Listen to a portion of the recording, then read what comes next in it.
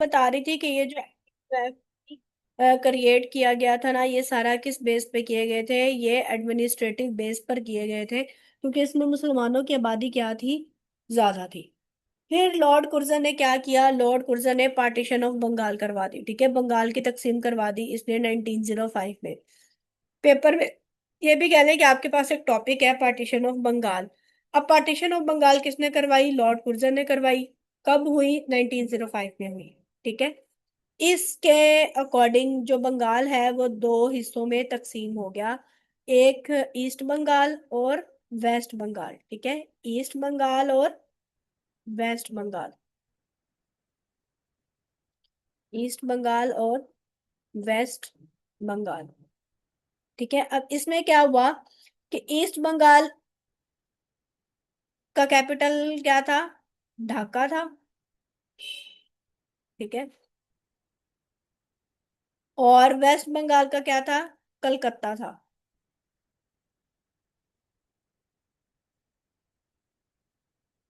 अच्छा, अब मुसलमानों ने, आपसे पेपर में पूछा जाता है कि मुसलमानों ने पार्टीशन ऑफ बंगाल को कब एक्सेप्ट किया? तो मुस्लिम्स एक्सेप्टेड इट ऑन 22 अक्टूबर 1905। ठीक है, मुस्लिम्स ने इसको कब एक्सेप्ट किया? मुस्लिम्स ने इसको एक्सेप्ट किया 22 अक्टूबर 1905 में। ठीक है, मुसलमानों ने तकसीम बंगाल को एक्सेप्ट कर लिया 22 अक्टूबर 1905 में। लेकिन जो हिंदू थे ना और जो कांग्रेस थी, उसने इसको एक्सेप्ट नहीं किया। उन्होंने क्या किया? हिंदूस और कांग्रेस इन दोनों ने मिलकर एक तहरीक चलाई। कौन सी थी? स्वदेशी मूवमेंट। ठीक है, इन्होंने कौन सी चलाई? स्वदेशी मूवमेंट चलाई। ये हिंदुस्तान में अंग्रेजों के खिलाफ शुरू होने वाली एक बकायदा तहरीक थी। आपसे पेपर में पूछा जाता है कि स्वदेशी मूवमेंट जो है वो किसके अगेंस्ट चलाई गई? Swadeshi movement was started against the partition of Bengal. ठीक है, स्वदेशी मूवमेंट स्टार्ट हुई against the partition of Bengal, Bengal की तकसीम के खिलाफ। हिंदू और कांग्रेस ने मिलकर चलाई थी कौन सी तहरीक? स्वदेशी तहरीक। ठीक है, स्वदेशी मूवमेंट हिंदू एंड कांग्रेस इन्होंने मिलकर चलाई थी। मुसलमानों ने तो इसको 22 अक्टूबर 1905 में एक्सेप्ट कर लिया। अब अगला जो दौर आया वो आता है लॉर्ड मिंटो।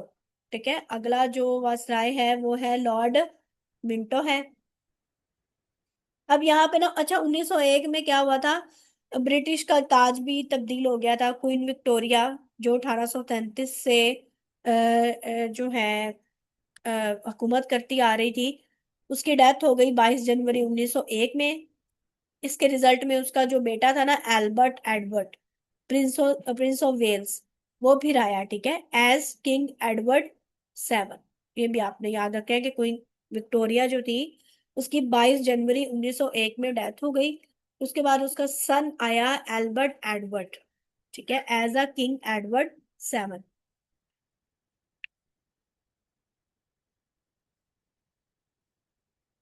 लॉर्ड मिंटो आया। लॉर्ड मिंटो का जो टेन्योर है ना, वो है 1905 से लेकर 1910। हाफ हम आज पढ़ेंगे, हाफ हम कल पढ़ेंगे। ठीक है, लॉर्ड मिंटो 1905 से लेकर 1910 तक रहा। अब मुसलमान क्या होंगे? अब मुसलमान इकट्ठे हुए, इकट्ठे होंगे। ठीक है, मुसलमान इकट्ठे हुए और ये ना अलीगढ़ स्कूल के प्रिंसिपल के पास गए और उन्हें कहा कि ना हमारी जो है ना वो मिंटो से हमारी मुलाकात करवाई। अब क्या होता है 1906 में? ठीक है, 1906 में, जिसे हम कहते हैं शिमला डिपोटेशन। रिकॉर्डिंग पे लगाया था। ठीक है, शिमला डिपोटेशन। शिमला डेपोटेशन। अच्छा, शिमला डेपोटेशन क्या हुआ था कि 35 लोगों का वफद गया। याद रखना है आपने। ठीक है, 35 लोगों का वफद गया, जाकर शिमला में मिंटो से मिला। ठीक है, मिंटो से मिला ये जाके। अब मिंटो ने आगे से क्या कह दिया? और इसको कौन लीड कर रहा था? Lead by sir Aga Khan 3। ठीक है, आगा खान सोइम, lead by sir Aga Khan सोएम। सर आगा खान, ये भी आपने याद रखना है कि इसको कौन लीड कर रहा था। सर आगा खान थ्री इसको लीड कर रहे थे। सर आगा खान सोएम। मिंटो ने कहा कि जाओ पहले अपनी पार्टी बनाओ फिर अपने मुतालबात लेकर आओ। अब क्या होता है, ठीक है, याद आप लोगों ने रखना है कि 1906 में 35 लोगों का वफद गया मिंटो से मिलने के लिए। उसको लीड कर रहे थे sir Aga Khan three. Minto ने आगे से कहा कि जाओ पहले जाकर अपनी पार्टी बनाओ फिर अपने मुतालबात लेकर जो है ना वो मेरे पास आ गए। अब क्या होता है कि वो वापस ढाका आते हैं। ठीक है, ये सारे कहाँ आए वापस, ढाका आए, और नवाब सलीमुल्लाह के घर रहते हैं। अब मोहम्मदन एजुकेशनल कॉन्फ्रेंस का क्याम हुआ था 28। मोहम्मदन एजुकेशनल कॉन्फ्रेंस जो है ना ये बनी थी। आप अच्छा ये देखे ना, 20th सेशन चल रहा था ये। वैसे जो मोहम्मदन एजुकेशनल कॉन्फ्रेंस है ना ये बनी थी 1886 में। ठीक है, मोहम्मदन एजुकेशनल कॉन्फ्रेंस कब बनी थी, 1886 में बनी थी। तो इसका 20वां इजलास चल रहा था जब ये सारे वापस ढाका आते हैं ना, नवाब सलीमुल्लाह के घर रहते हैं। तो तब मोहम्मदन एजुकेशनल कॉन्फ्रेंस का 20वां सेशन चल रहा था, 20वां इजलास हो रहा था नवाब सलीमुल्लाह के घर। तो नवाब सलीमुल्लाह क्या करते हैं, 28 दिसंबर 1906 में मोहम्मदन एजुकेशनल कॉन्फ्रेंस का नाम चेंज करके क्या रख देते हैं, मुस्लिम लीग रख देते हैं। तो मुस्लिम लीग का क्याम कब अमल में आया, 28 दिसंबर 1906 में। ठीक है, मुस्लिम लीग का क्याम कब अमल में आया, 28 दिसंबर 1906 में। 20वां इजलास चल रहा था मोहम्मदन एजुकेशनल कॉन्फ्रेंस का। नवाब सलीमुल्लाह ने क्या किया, उसका नाम बदलकर मुस्लिम लीग रख दिया। आपके पास ये आएगा 30 दिसंबर 1906। मुस्लिम लीग कब बनी, 30 दिसंबर 1906। ठीक है, अब मुस्लिम लीग बन गई। आपसे पेपर में पूछा जाता है कि मुस्लिम लीग का नाम किसने रखा था, तो मुस्लिम लीग का नाम जो है वो नवाब सलीमुल्लाह खान ने रखा था। बनी 30 दिसंबर 1906 को। फिर आपसे वो क्वेश्चन पूछते हैं कि मुस्लिम लीग का जो है वो पहला प्रेसिडेंट कौन था। तो मुस्लिम लीग का जो पहला प्रेसिडेंट है ना उसका नाम लिख लें। पहले जो इसके प्रेसिडेंट थे वो थे सर आगा खान सोए। मुस्लिम लीग के फर्स्ट प्रेसिडेंट का नाम लिख लें, सर आगा खान सोए। ठीक है, सर आगा खान थ्री। ठीक है, फिर वो आपसे पूछते हैं कि इसका पहला सेक्रेटरी जनरल कौन था। मुस्लिम लीग का first secretary general, S dot G लिख रही हूँ। तो वो थे हसन बिलग्राम। ठीक है, हसन बिलग्राम।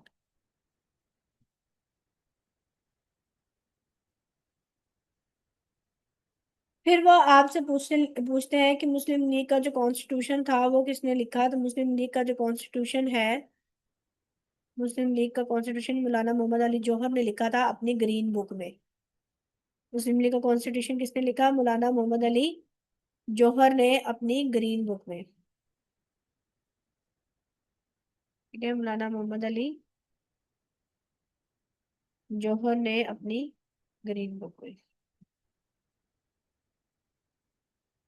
अच्छा, अब इसकी पहली मीटिंग आपसे पूछी जाती है कि फर्स्ट मीटिंग कब हुई थी। तो फर्स्ट मीटिंग इसकी हुई थी 1907 में कराची में हुई थी। ठीक है, फर्स्ट मीटिंग इसकी कब हुई, 1907 में कराची में हुई थी। ठीक है, और उसको कौन जो है वो हेड कर रहे थे, उसको हेड कर रहे थे सर आदम जी। सर आदम जी पीर भाई। ठीक है, सर आदम जी जो है वो इसको लीड कर रहे थे, जो पहली मीटिंग हुई थी इसकी कराची के अंदर। अच्छा, अब एक थे सैयद अमीर अली। ठीक है, सैयद अमीर अली जो थे ना, कह लें कि अंग्रेजों के दामाद थे। क्योंकि ना ये जो लंदन में सैयद अमीर अली के पास गए थे ये सर आदम जी पीर भाई, तो सैयद अमीर अली जो थे ना, ये अंग्रेजों के दामाद थे, उन्होंने किताबचा छापा था स्पिरिट ऑफ इस्लाम 1908 में।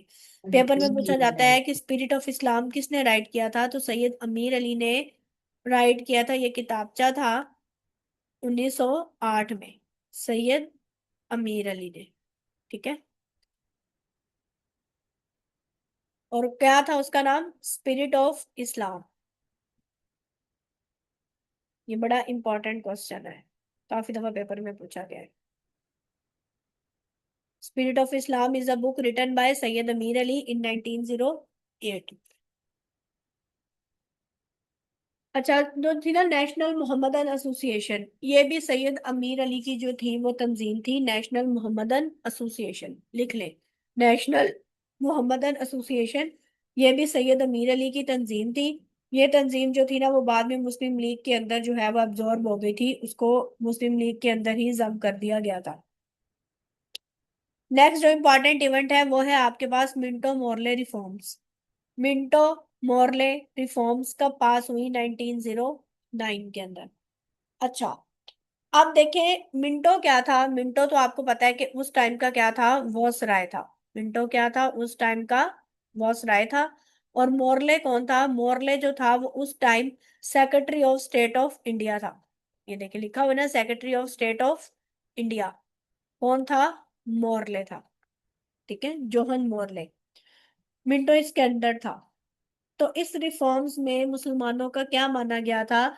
मुसलमानों का इसमें माना गया था सेपरेट इलेक्टोरेट। आपसे पेपर में पूछा जाता है कि मिंटो मॉर्ले रिफॉर्म्स में मुसलमानों की क्या बात मानी गई थी? Separate electorate. ठीक है, सेपरेट इलेक्टोरेट। यहां तक किसी का कोई क्वेश्चन हो? क्योंकि मैं पढ़ाई जा रही हूँ, मैंने आप लोगों से तो पूछा ही नहीं है।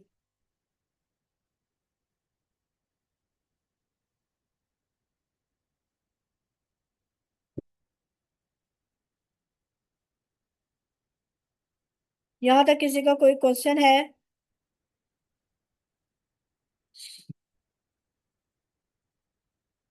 इतना इनफ है। चलिए ठीक है, आज फिर इतना ही करते हैं, कल हम आगे से 1910 से स्टार्ट करेंगे।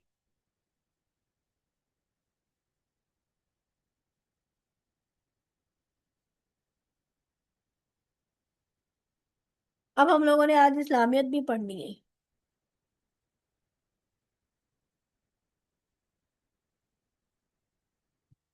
अच्छा, टेस्ट सेशन की डिटेल में आप लोग को अगेन बता देती हूँ।